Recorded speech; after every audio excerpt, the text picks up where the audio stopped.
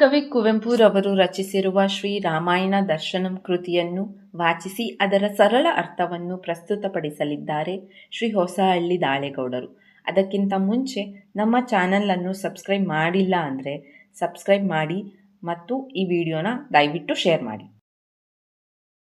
ಆಳ್ಗಬ್ಬದೋಳ್ ಕರುಣೆ ತಾಂ ಬೇನೆಗುದಿದೊಡಮಲ್ತೆ ಮೆರೆದ ಪುದು ಪೊರೆ ಪೊಣ್ಮುತ ಮಹಾಕಾವ್ಯ ಶಿಶುತಾಂ ಚಾರು ವಾಗ್ವೈಖರಿಯ ಚಂದ ಶರೀರದಿಂ ಕುರಿತು ಮರುಗಿದ ನಿಂತು ಕೊಂಚಗುಲಿ ಬಿಯದಂಗೆ ಮಾಣ್ ನಿಷಾದನೆ ಮಾಣ್ ಕೊಲೆ ಸಾಲ್ಗು ಮಯ್ಯೋ ಮಾಣ್ ನಲಿಯುತ್ತಿರೆ ಬಾನ್ ಬನದ ತೊರೆ ಮಲೆಯ ಭುವನ ಕವನಂ ಸುಖದ ಸಂಗೀತಕ್ಕೆ ವಿಷಾದಮಂ ಶ್ರುತಿಯೊಡ್ಡಿ ಕೆಡಿಸುವೈ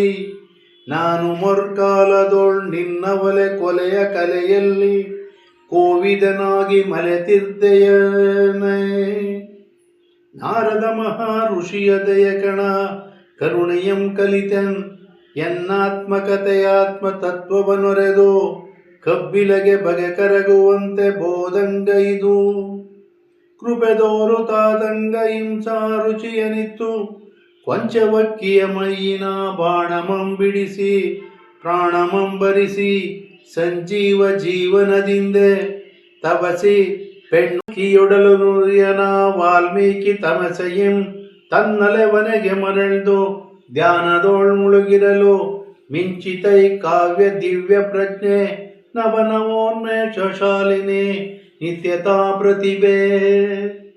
ಒಮ್ಮಿತಾ ದರ್ಶನಂ ಬಗೆಗಣ್ಗೆ ಚಿಮ್ಮಿದತ್ತಿ ವರ್ಣನಂ ನಾಲಿಗೆಗೆ പിടിവലാത്തുതരക്കെ കന്നടിയ നപ്പുതക്കെ മുന്നുടിയ നുലിയുವಂತೆയും ಕಂಡ ರಾಮಾಯಣವನೆಲ್ಲಮಂ ಕಂಡಂತೆ ಹಾಡಿದನೋ ಕೇಳ್ದ ಲೋಕಗಳೆಲ್ಲವಂ ತಣಿವವೋ